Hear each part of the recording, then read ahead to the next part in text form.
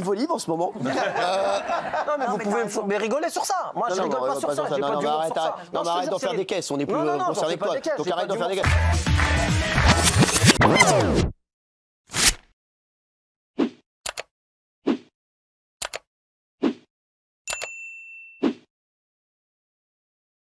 Vous avez vu que Kylian Mbappé jouait son dernier match au Parc des Princes. Ils ont perdu contre Toulouse. 3-1, mais bon, il était déjà champion, c'est pas... Voilà. Il a officialisé son départ vendredi dernier dans une vidéo postée sur les réseaux, visionnée plus de 200 millions de fois. Eh ouais. Il poursuivra pas son aventure au Paris Saint-Germain, ça on le savait. Alors, il a remercié tout le monde. Même le gars, un jour, il y a un mec qui lui a vendu un merguez en bas du Parc des Princes, il a remercié. Hein. Il y a un gars, je t'explique, il est passé mettre dans le parc, il a fait « Ah, vas-y Kylian !» Il dit « Je remercie Francis qui m'a dit « Vas-y Kylian !» il y a 10 ans. C'est vrai. Il n'a pas remercié une seule personne. C'est le président du Paris Saint-Germain, mon ami, d'ailleurs que j'aime, Nasser Al-Khelaifi. Et ça m'a fait énormément de mal. Sachez-le, je lui ai dit. Je le dis tout, je n'ai rien à foutre, moi je dis tout. Voilà. Et sachez que moi, ça m'a flingué mon week-end. Ah ouais? J'étais extrêmement énervé.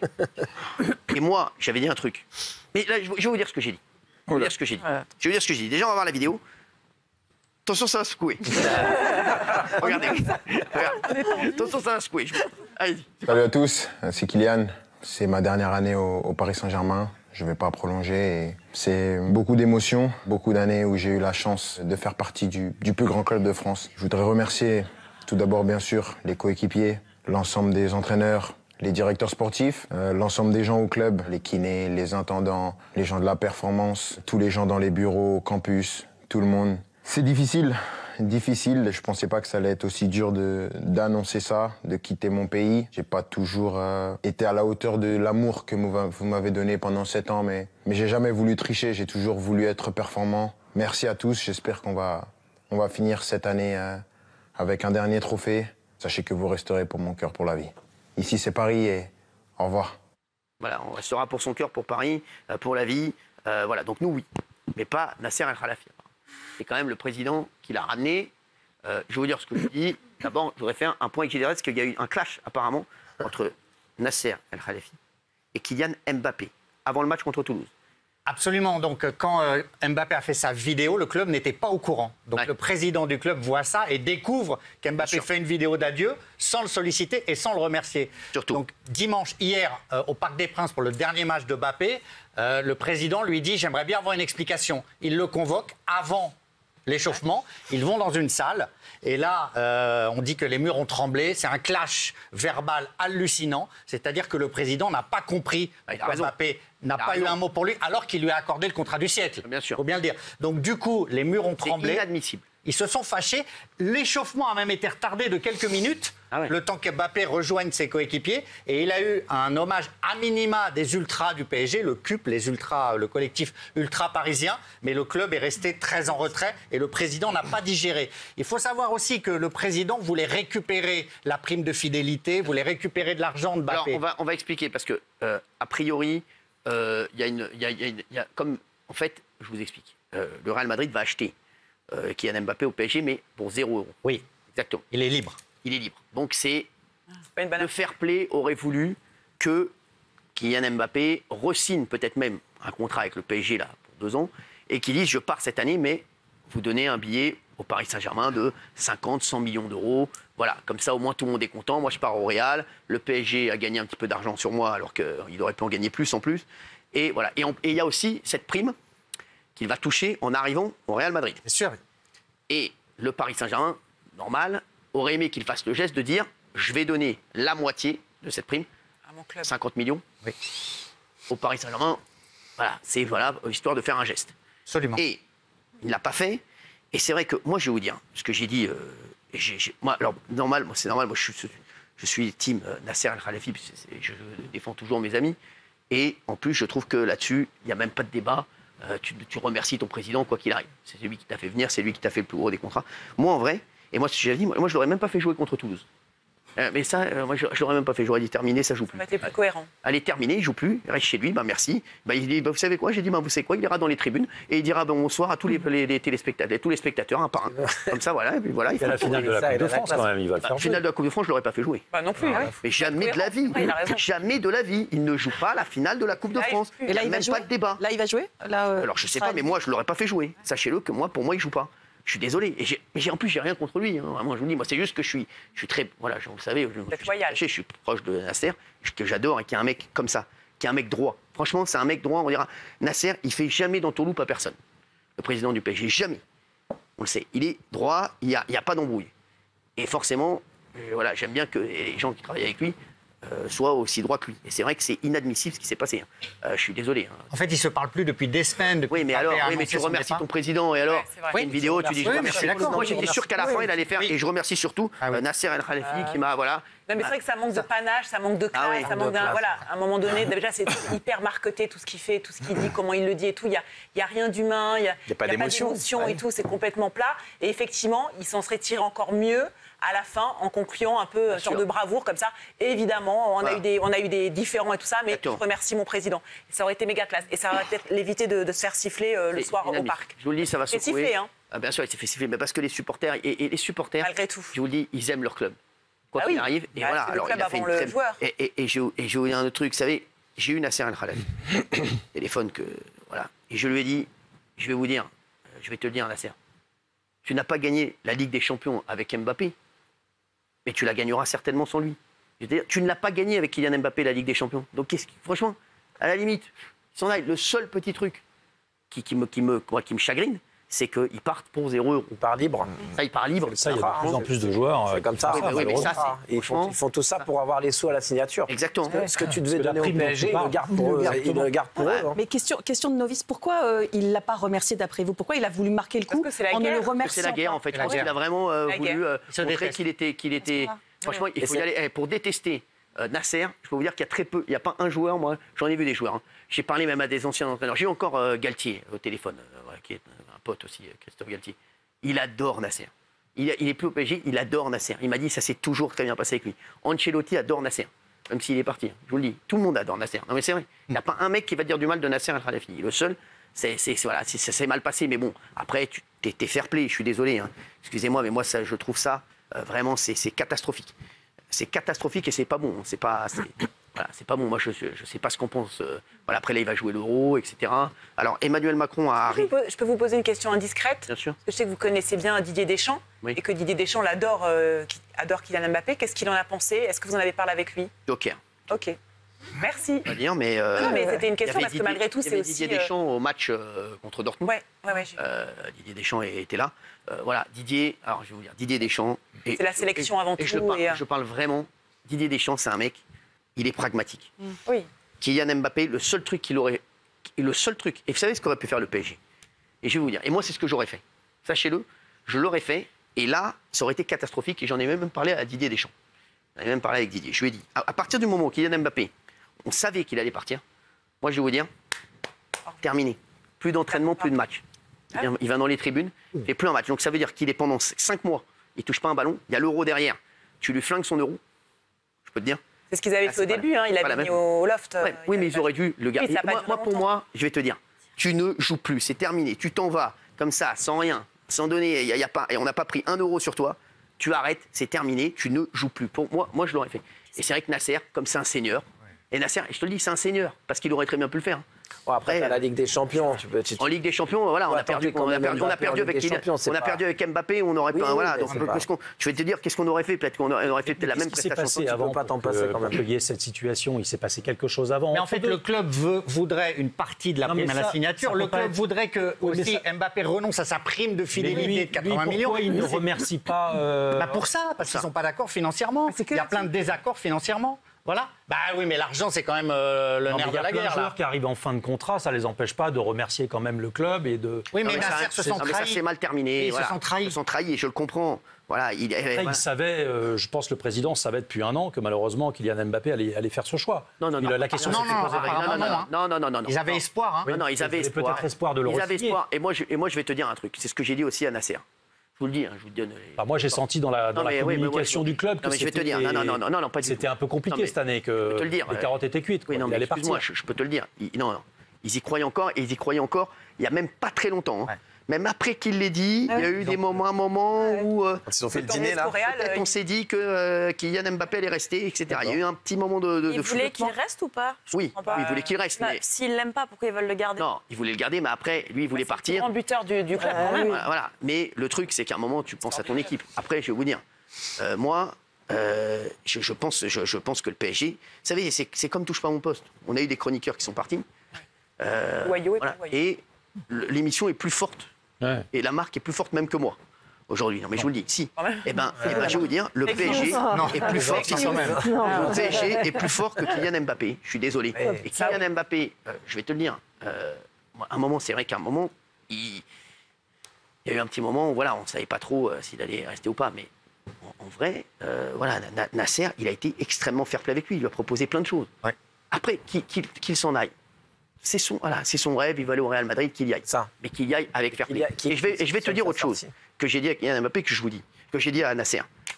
Je vais te dire, le Real Madrid, ils ont très forte chance d'être champions d'Europe. Ils ont été champions d'Espagne.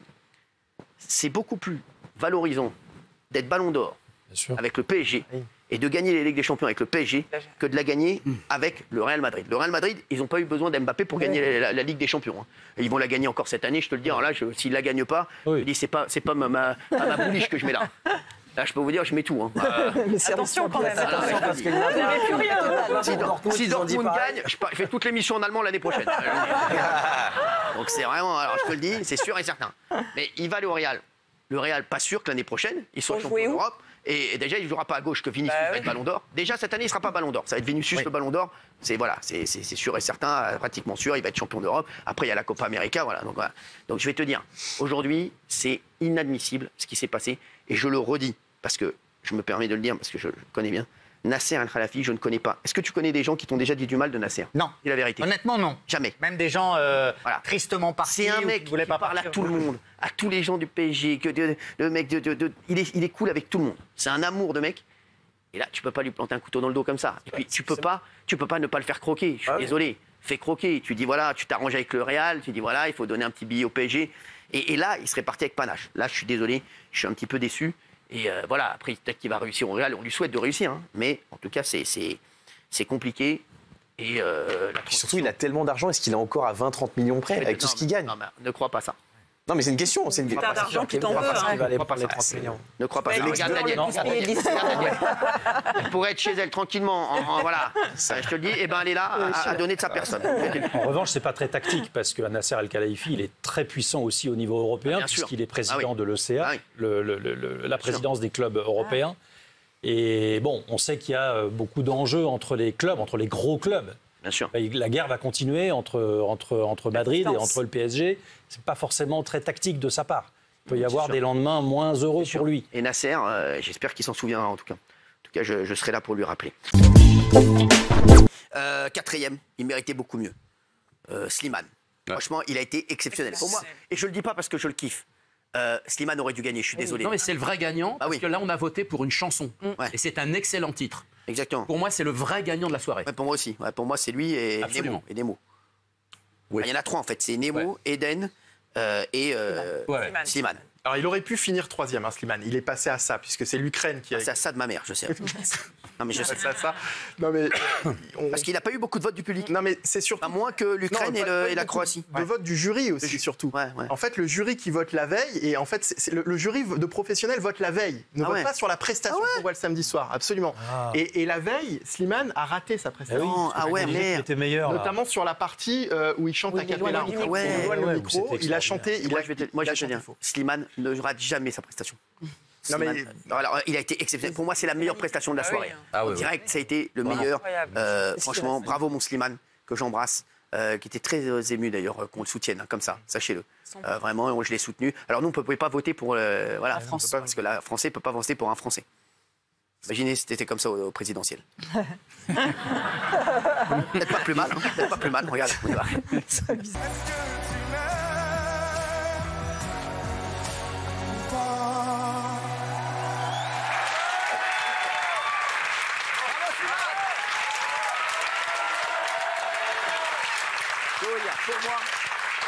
Pour moi, et je le dis, c'est le meilleur qu'on a eu à l'Eurovision depuis longtemps. L'histoire. Après, à part Marie-Myriam qui avait gagné, mais voilà, les deux encore, et voilà. Amir était excellent. Ouais, 2016. Plus belle prestation, Slimane, je te jure. Je trouve que c'était incroyable. Vraiment, sur la tête de ma mère, je vais à la bar mitzvah de mon fils, là. Je vais à la bar mitzvah de mon fils. Slimane, viens à la bar mitzvah du petit, sans rigoler. Tu fais tout ce que tu veux. Tu fais, je te le donne. Ça, tu donnes un petit chèque. Tu fais tout. Voilà, non, je te jure, il est incroyable. Slimane, franchement, c'est un monstre. C'est un monstre. Il aurait dû gagner. Et tu sais que, je vais dire, le courage de Slimane, je voudrais l'embrasser très fort, parce que je l'aime fort, il le sait. Et Saïd aussi, je les embrasse, les deux, son manager qui l'a soutenu, parce que aller à l'Eurovision, je peux vous dire qu'il faut avoir des sacrés cojones pour y aller. Parce que je peux te dire que tu n'as que des coups à prendre, c'est très compliqué, et il en sort encore plus grand qu'avant l'Eurovision. Je vous jure que c'est vrai. Il en sort encore plus grand qu'avant l'Eurovision, il est encore plus une star qu'avant l'Eurovision, et pour vous dire, il a gagné son pari. Pour moi, c'est, voilà, je vous dis, il y a deux grandes stars de cette Eurovision, je le dis, c'est Eden Golan, la représentante israélienne, parce que ça a été, on va revenir dessus dans un instant, ça a été un périple incroyable, et bien sûr Slimane, qui est pour moi le grand gagnant de l'Eurovision. Je le dis, et franchement, je pense que voilà, Slimane n'aurait pas été français, parce que je pense qu'il y a beaucoup de gens qui votent pas pour nous. Il aurait gagné sûr. Tu aurais mis, frérot Slimane, demain, tu te fais Suisse ou croate, tu gagnes. Alors, l'Ukraine était troisième avec Teresa et Maria. Je croyais que c'était une pizzeria, moi. Regardez. En fait, c'était un petit bureau, regardez.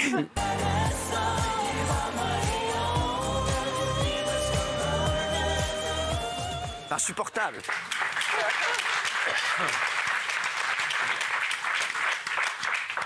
Il y avait Baby Lasagne aussi, ça aussi je crois que c'était un restaurant italien. Baby Lasagne, croate. Alors vous allez voir, faut aimer. Faut avoir les reins bien accrochés. C'était le grand favori de la soirée. Ouais, je sais, exactement, le croate. Le look fort, la moustache ça va revenir, on pense vraiment que c'est pas... Ouais, regardez, quand même, voilà. On dirait un joueur allemand des années 95. Regardez, c'est parti.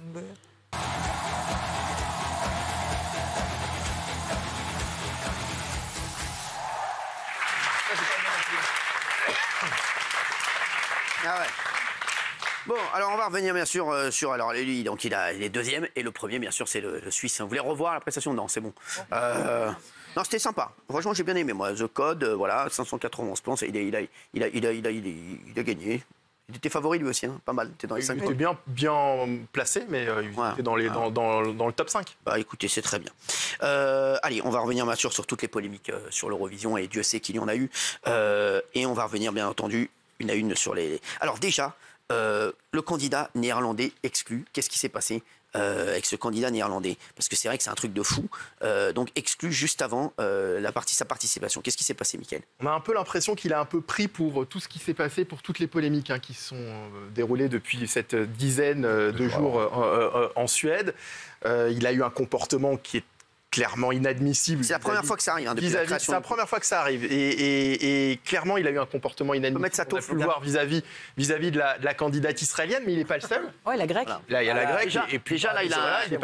Déjà, là, on voit que... Et il a été exclu pour une toute autre raison. C'est quoi, la coupe de cheveux? Ça aurait pu. C'était une autre... La moustache. Il a été exclu pour avoir été violent avec une cadreuse. Avec son coiffeur a été violent avec lui également. Et en fait, la cadreuse a déposé une main courante. Non, mais on va dire pourquoi. Lui.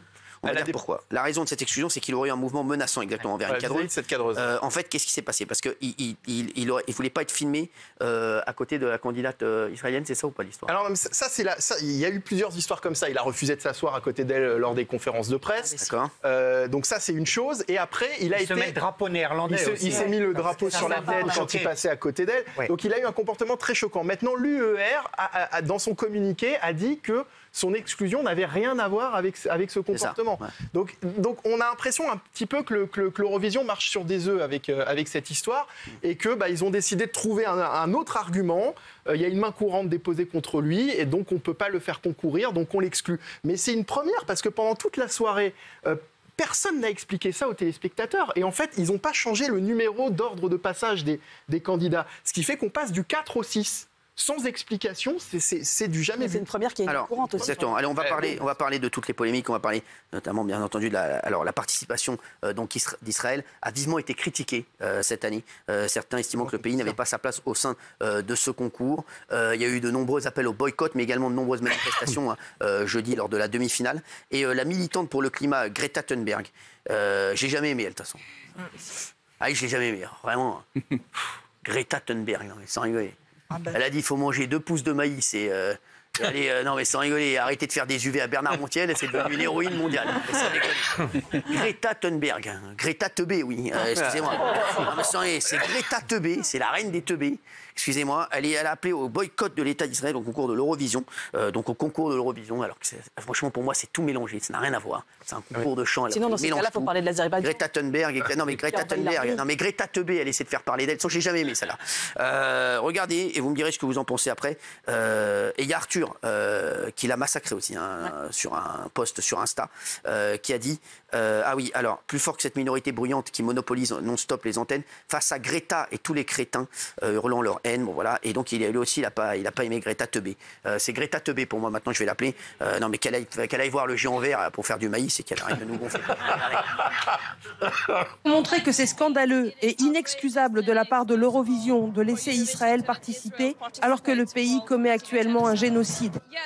Le fait que l'Eurovision interdise la Russie de participer, c'est un exemple concret qui montre que quand un pays se comporte de manière inacceptable, l'Eurovision est capable de prendre des sanctions. Alors pourquoi pas Israël ? Moi, je vais vous dire, je suis droit dans mes bottes en plus. Je suis droit dans mes bottes sur un truc. Rappelez-vous, on s'est embrouillés ensemble. À propos de Medvedev. À propos de la Russie. Ouais. Moi, je n'étais pas pour exclure la Russie. Et ni les joueurs russes. Pour moi, c'est tout mélangé. Voilà. Un joueur, et je vous dis, c'est tout mélangé. Et je l'avais dit, tu te rappelles comment je m'étais énervé après toi sur la Russie ? On s'était énervé avec GG. Et puis là, pardon, mettre un signe égal entre la Russie et Israël. Non, mais oui, non, mais ça. Et affirmer sans contradiction. Non, mais c'est du n'importe quoi. Mais c'est du n'importe quoi. Non, mais au-delà de ça, ce que je voulais dire, c'est pas ça ce que je voulais dire, Valérie, c'est que pour moi. Oui, mais les sportifs ne soient pas boucs émissaires dans ce genre de. Les sportifs, les chanteurs, les artistes ne soient pas boucs émissaires dans ce genre de conflit mondial. Mais je vous le dis, ils n'ont rien à voir là-dedans. Moi, quand Slimane, le pauvre, il est tranquille, on vient lui demander est-ce que tu as un mot ? Tu viens de le foutre dans la merde. C'est juste pour le foutre dans la merde, en fait. Excuse-moi. D'autant qu'il s'était déjà exprimé en disant qu'il adorait la chanson de la représentante israélienne. Je vais vous dire, il a été très courageux d'ailleurs, mon Slimane, une fois de plus. Mais je vous dis, les gars. Les mecs, ils y connaissent rien, excusez-moi, je vous dis la vérité. Bien sûr. Ils n'y connaissent rien. Ils viennent pour chanter. Et ils viennent, même le mec, là, le néerlandais ou l'autre.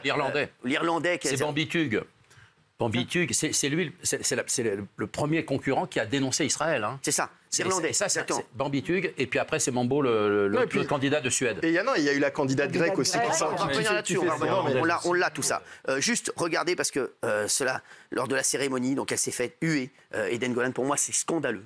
Ouais. C'est n'importe quoi, c'est tout mélangé. Une fois de plus, on mélange tout, on fait n'importe quoi. Et quand je vois des teubés comme Greta Teubé aller défiler alors qu'elle n'y connaît rien, non mais sans rigoler, qu'elle aille manger des pousses de maïs en Irlande, et qu'elle a... Non mais sans rigoler, mais quel teubé ça là, regardez.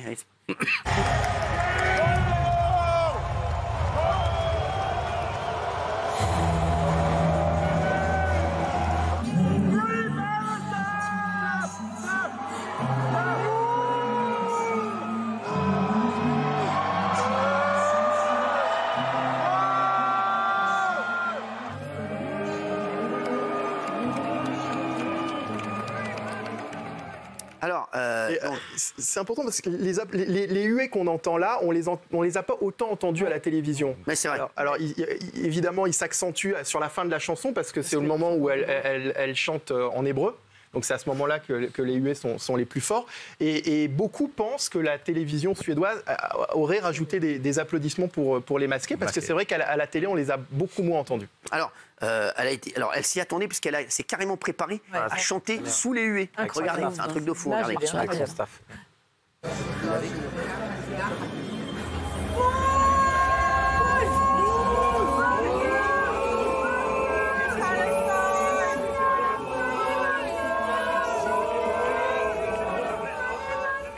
Cette image est incroyable, excusez-moi. C'est fou. C'est révoltant.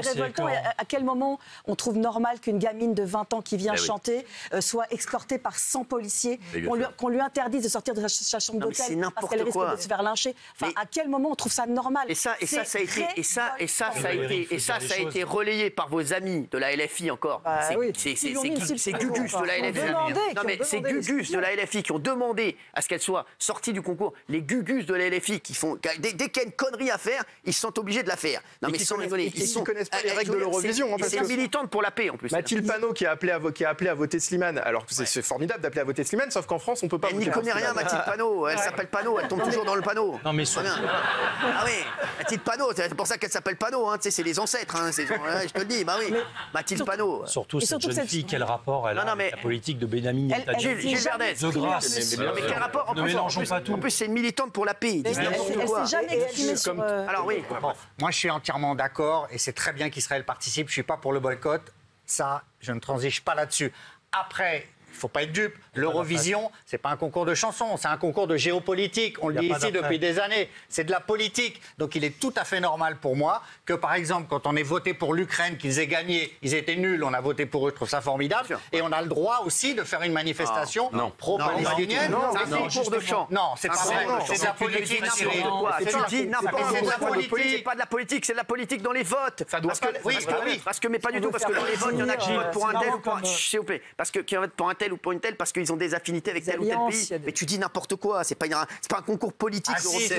Pas du tout. C'est une expression artistique. Ah oui. C'est comme le sport. On ne doit pas mêler la politique, la religion. Dans la charte de l'UR, en revanche, l'Eurovision est un reflet de la société et reflète les tensions et les fractures du moment. Mais ça ne doit pas être de la politique. Mais même si l'Eurovision est politisée, je comprendrais très bien qu'il y ait des dizaines de milliers de personnes qui veuillent défendre les Palestiniens. Mais c'est pas pour autant qu'il faille s'en prendre à cette jeune fille. Ah, bien sûr. Pas pour autant. Mais je te dis, c'est militant pour la paix. Oui, mais Gilles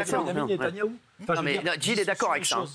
Juste, en conférence de presse aussi, on a vu deux candidats. Un grec. Une qui fait semblant de dormir, la grecque.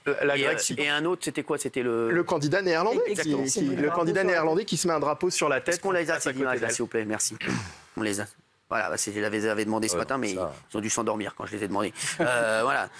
Non, mais voilà, Alors, il y a aussi l'affaire, donc, Slimane, les prises de position de Slimane, parce qu'il y a plein de gens qui sont tombés sur Slimane, le pauvre, qui ont voulu mettre Slimane dans la sauce. Alors, une journaliste lui a demandé s'il avait un message adressé aux téléspectateurs israéliens. Il s'est alors tourné vers Alexandra Redamiel, la patronne de divertissement de France 2. Comme si en contrôle, tu te tournes vers le dernier de la classe. Je suis sûr qu'il n'a pas donné la réponse. Donc voilà, donc cette dernière lui a fait signe de ne pas répondre, forcément, c'est répondre à rien. Donc bon, il était mal accompagné aussi. C'est que tu vas avec Alexandra et Damiel à une interview, c'est comme si tu allais à un concours de chat avec le chat de Jacques Cardos qui va bouffer le cul de Titus. Donc Slimane, regardez, donc le premier extrait, c'est ça, regardez. Great, and do you have any message for the Israeli viewers? No, thank you. Just a message for the Israelis. No, thank you. Perfect. Non, mais justement, matin. Et donc, cette vidéo a suscité de nombreuses réactions. Mais attention, l'artiste, Slimane, il avait déjà parlé avant. Il avait complimenté l'artiste israélienne. Exactement. Une vidéo qui a fait beaucoup moins le buzz. Parce que les mecs ne veulent que remuer la merde. Regardez, voilà. On va regarder. I want to know if you heard the Israeli song Hurricane. Yes, of course, yes, and I love. She sings very good, and I think she's a good artist. Voilà. Et il a d'ailleurs interrompu une de ses répétitions pour prononcer un discours de paix. Regardez.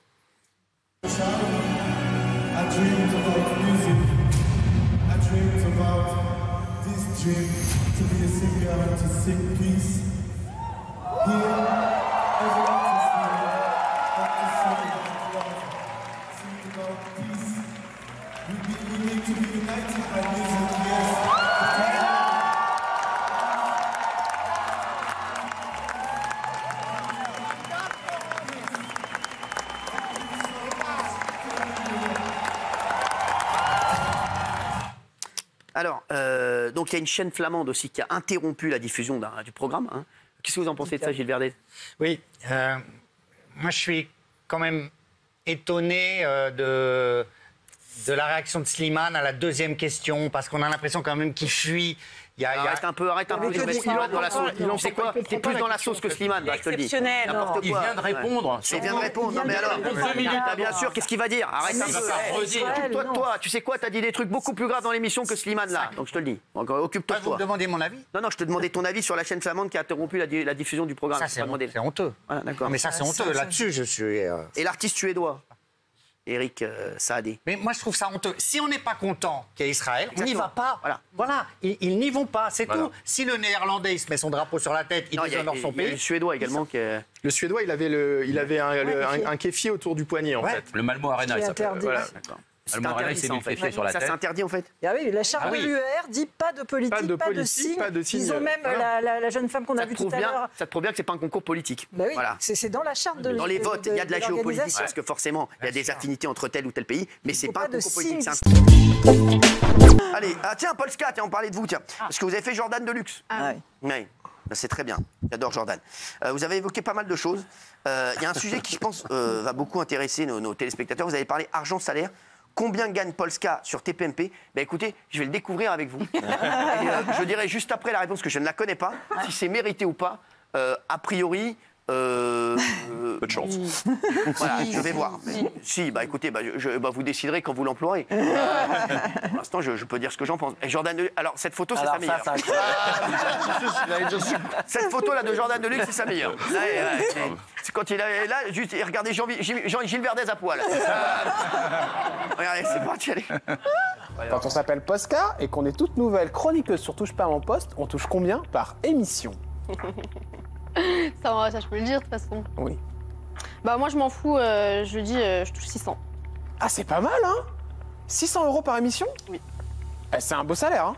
Moi, je change pas dessus. Je suis très contente. Ah, ça, c'est clair. Ouais. Si vous l'avez négocié ou non? On me l'a proposé tout de suite. D'accord, ok. 600, vous en faites 3 par semaine? Ouais. Ça fait 7002 par mois. Ok. Ouais, c'est bien ça. Non, mais je suis pas fou, hein, vous inquiétez pas.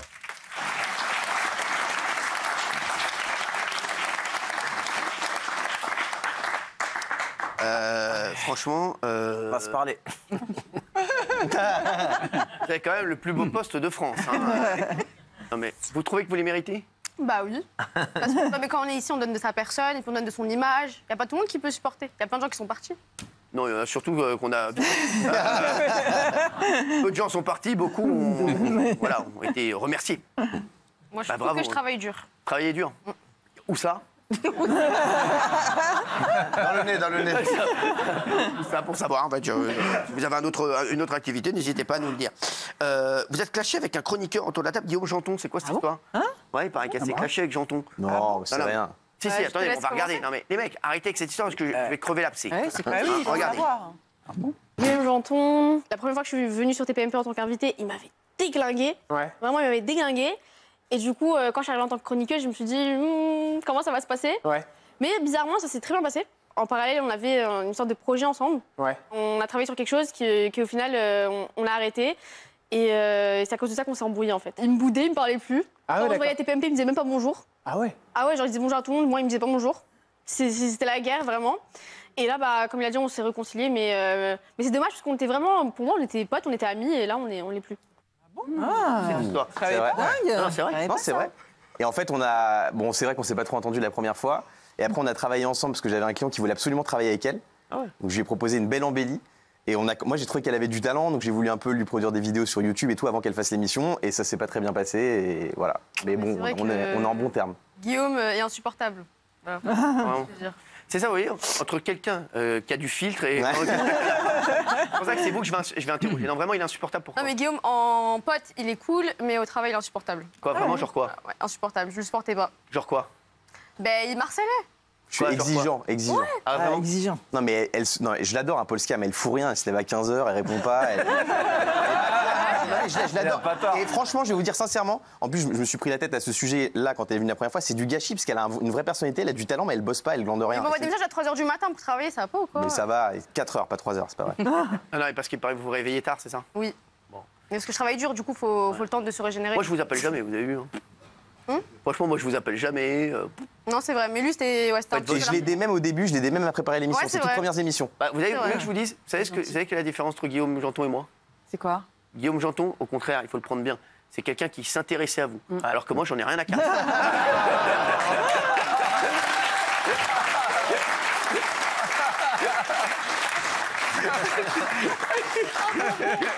Non, mais c'est pas, il voulait votre bien, c'est pour ça.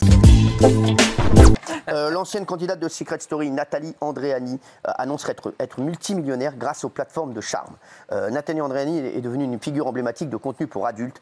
Elle a révélé sans fil ce qu'elle gagnait depuis qu'elle a commencé dans l'industrie du X. Regardez. Et Daniel, j'espère que ça va pas te donner des idées.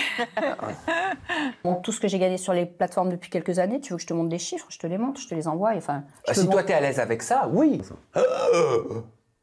C'est quoi? Attends, est-ce que j'arrive à lire 1 195 405,41 €, c'est quoi ça comme C'est juste mime, ça. Ça, c'est mime. OnlyFans.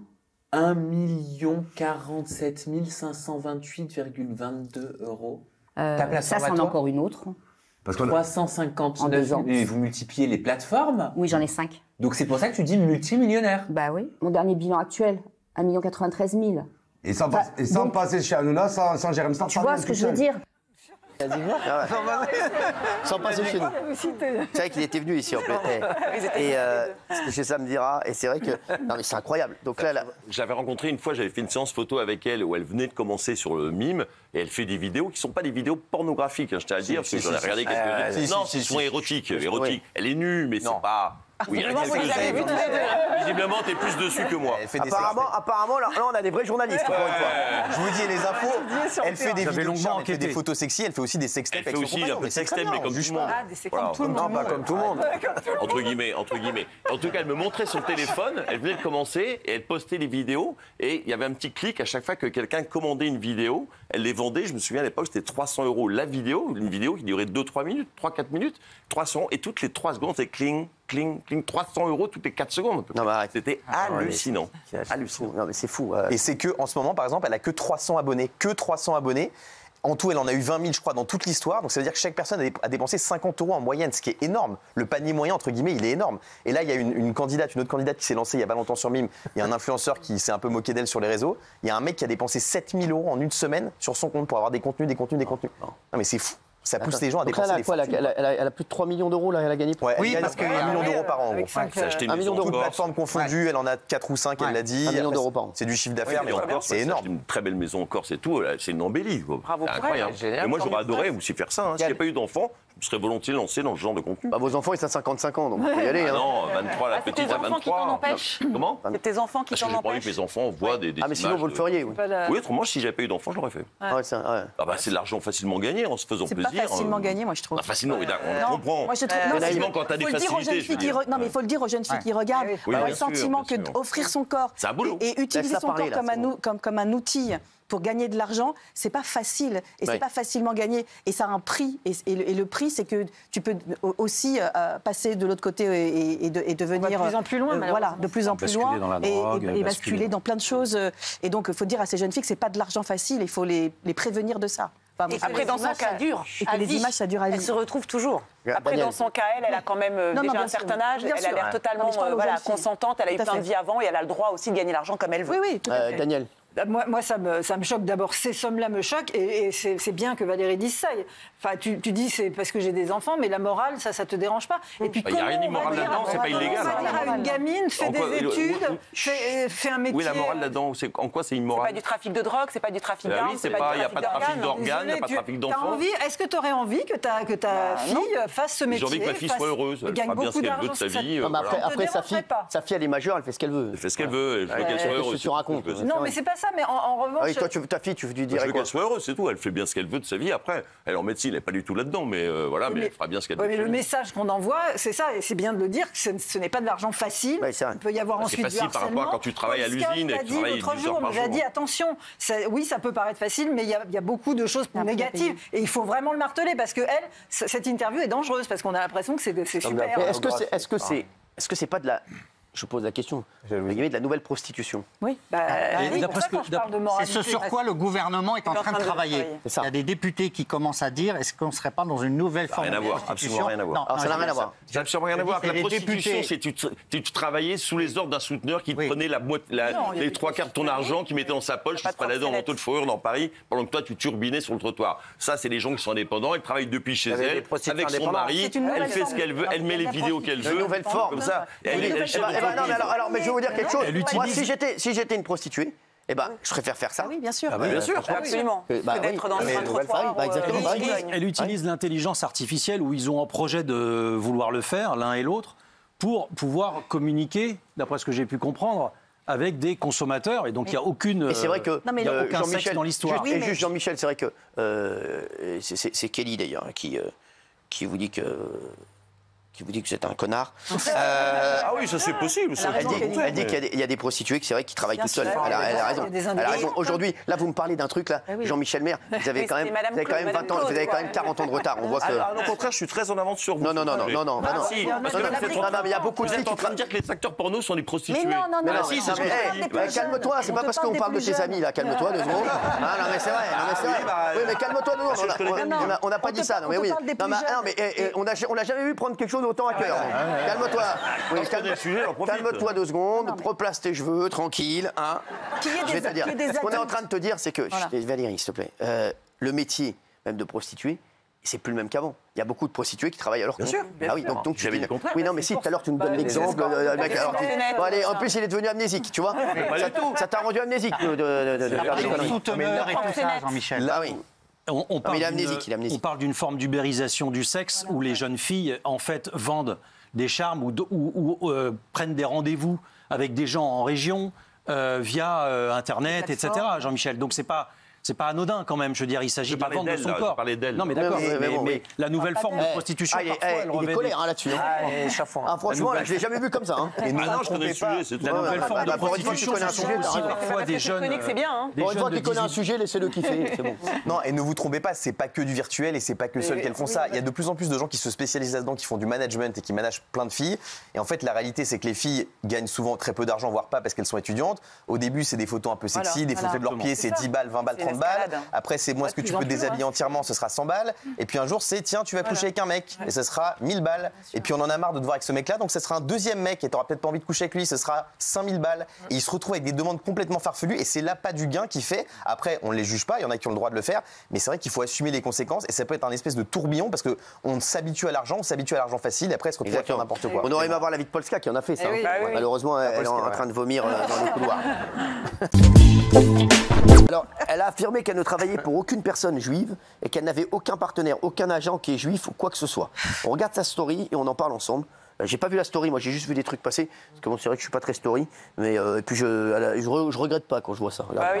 Confirme. Je pense clairement qu'il y a énormément de gens qui sont suivis, qui se servent de cette cause pour faire du buzz ou pour être bien vus. Chose qui n'est pas du tout mon cas.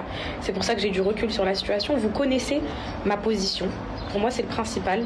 Moi, je vous dis, et moi, c'est clair et net, je suis une pro-Palestine, une pro-palestinienne. Je ne travaille pour aucune personne sioniste ou juive. Voilà, j'ai aucune marque avec qui je travaille comme ça.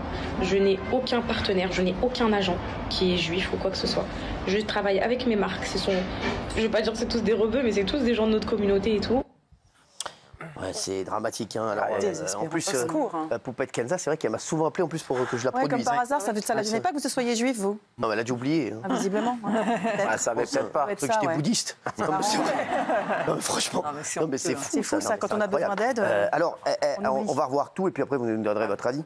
Elle est donc revenue rapidement sur ses propos. Elle a publié des excuses dans sa story Insta. Regardez. J'ai rien contre les juifs, j'ai rien contre les chrétiens. Wallah, j'ai rien contre les musulmans, j'ai rien contre personne. J'ai juste contre les sionistes et ceux qui financent le génocide, ceux qui financent ce massacre. Voilà, j'ai juste contre ceux qui cautionnent ça et qui défendent ça. Voilà. Après le reste, tu peux être juif, chrétien, musulman, tout va bien se passer, on peut manger à la même table. Donc il ne faut pas déformer les propos, je me suis mal exprimée. Si j'ai des poupettes qui sont juives et qui me suivent et qui sont contre tout ce qui se passe, il n'y a pas de souci, bienvenue dans la team, pas de problème. Mais si vous cautionnez, vous pouvez m'en follow s'il vous plaît. Elle est trop gentille, on peut manger à la même table. Les posts sont délirants. Ce qu'elle dit est absurde, voire illégal, puisque si elle s'excuse, c'est aussi parce qu'elle a été signalée par Mme Aurore Berger, ministre auprès du procureur, bravo, et que des plaintes vont être déposées. Parce que je rappelle que boycotter quelqu'un en raison de son identité ou de sa religion, c'est illégal en France. Donc elle est délirante. Après, faut-il l'interdire à vie? Non, mais moi je voudrais qu'elle soit interdite pendant au moins 1 an ou 1 an et demi, le temps que les procédures soient diligentées et qu'elles soient éventuellement condamnées. Laissons à la justice, pour moi, se saisir cette affaire qui est très très grave. On ne peut pas dire ça en France. C'est purement et simplement de l'antisémitisme sur les premières déclarations. Donc pour vous, elle ne doit pas être bannie des réseaux. Si, c'est définitivement. À vie. Je suis d'accord avec vous. Non, voilà, à vie, non. Mais le temps de la procédure, oui. 1 an, t'as dit? Oui, 1 an, 1 an et demi. 1 an et demi, ouais, pareil. Non, moi, je suis comme lui. 1 an, le temps de la procédure, elle doit être pour l'instant stoppée des réseaux. Parce que ce qu'elle a dit, c'est très, très grave. Ce qu'elle a dit là, moi, quand j'ai vu la story, on me l'a envoyé. Je me suis dit, donc, d'accord. Donc, elle veut travailler qu'avec les rebeux.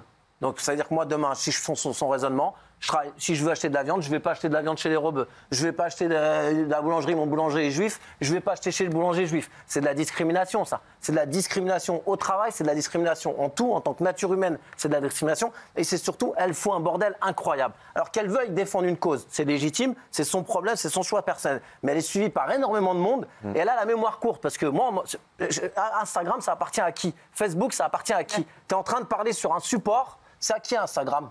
C'est à qui Facebook? Qu'elle réfléchisse bien avant de raconter des conneries. Parce que l'endroit même où elle parle, je pense, je ne suis pas sûr, mais je pense que ça appartient pas à un Marocain ou un Algérien ou un Tunisien. Je lui en veux beaucoup. Mark Zuckerberg, je lui en veux beaucoup. Parce que ce qu'elle fait là, elle fait énormément de mal. Et moi, je ne veux pas qu'elle soit bannie.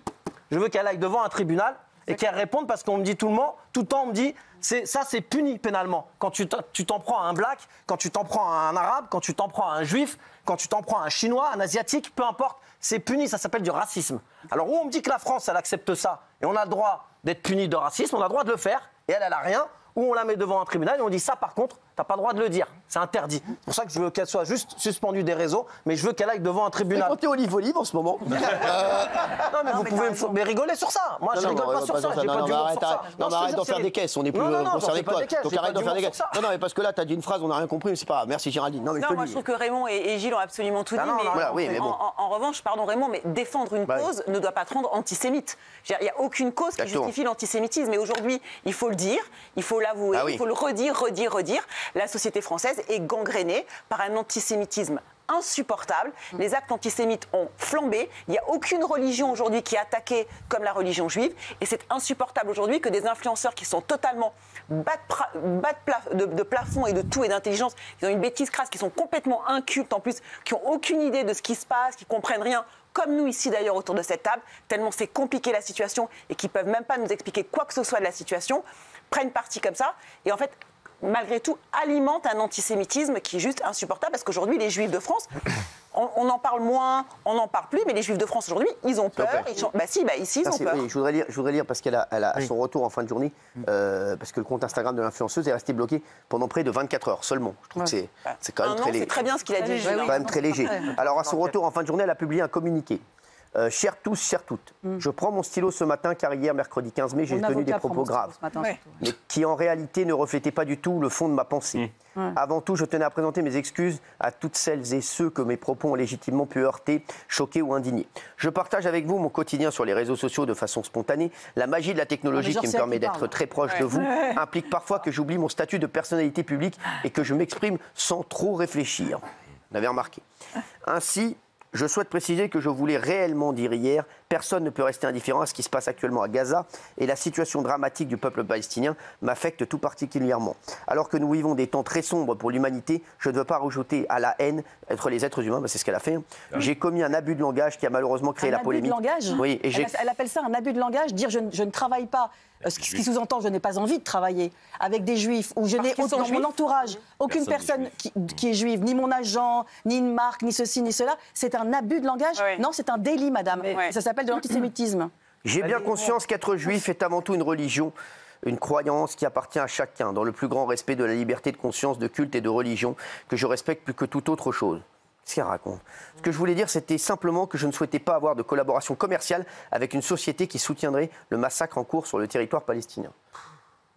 Cependant, je subis depuis hier une vague de haine, de violence et de harcèlement sans précédent. Elle s'étonne. Elle va victimiser. Oui, ça, elle s'étonne en plus. Elle sème la haine. Accompagnée de menaces de mort et de viol. Ces messages sont tellement nombreux que j'ai déjà dû changer de numéro de téléphone. Oh, ça, Elle s'étonne. Non, mais c'est fou de s'étonner comme ça.